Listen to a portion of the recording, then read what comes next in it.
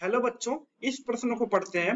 Lanthanide संकुचन के आधार पर स्पष्ट कीजिए La2O3 और Lu2O3 में बंधन की प्रकृति। मतलब La2O3 में जो बंध बन रहा है और Lu2O3 में जो बंध बन रहा है उसकी क्या प्रवृत्ति है, सहसंयोजी है कि आयनिक है।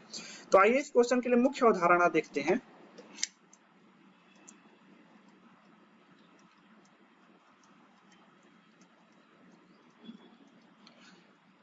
आपको लैंथेनाइड संकुचन के बारे में पता होना चाहिए। लैंथेनाइड संकुचन, ठीक है। तो लैंथेनाइड संकुचन क्या होता है कि जब इलेक्ट्रॉन F कोश में भरता है तो F कोश में भरने से क्या होता है कि F कोश का आकार अनिश्चित होता है। तो अनिश्चित होता है तो वो नाभिक के आवेश को क्या कर पाता है, ढक नहीं पाता है। ढक नहीं पाता है तो बाहरी कक्षा के इलेक्ट्रॉनों पर ज्यादा नाभिक का धनात्मक आवेश पहुंचता है। ज्यादा धनात्मक आवेश पहुंचने से क्या होता है, नाभिक बाहरी कक्षा के इलेक्ट्रॉनों को ज्यादा तेजी से आकर्षित करता है और आकार जो है आपका घट जाता है।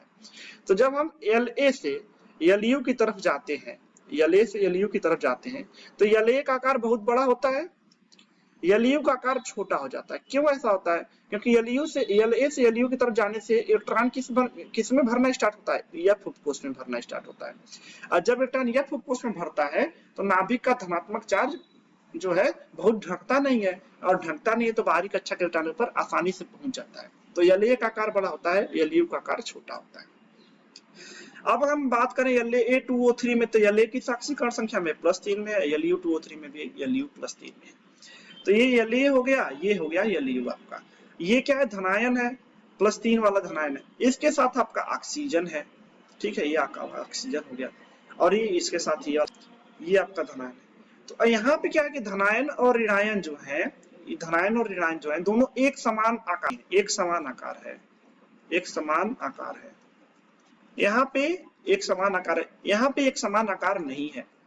तो एक होता है फाजान्स का नियम।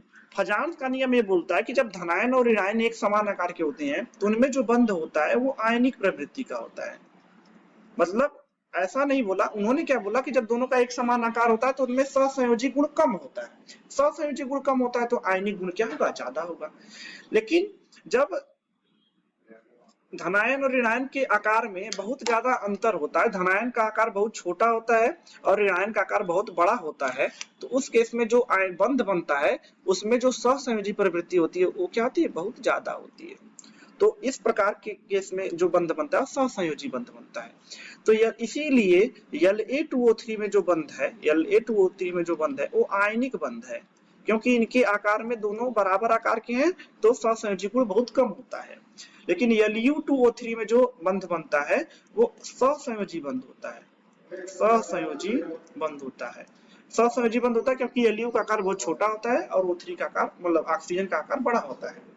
तो ये आयनिक होता है, यह सहसंयोजी होता है। इसीलिए जो क्षारीय प्रवृत्ति का होता है और Lu2O3 जो होता है अम्लीय प्रवृत्ति का होता है। तो आशा करता हूँ आपको समझ में आया होगा। धन्यवाद।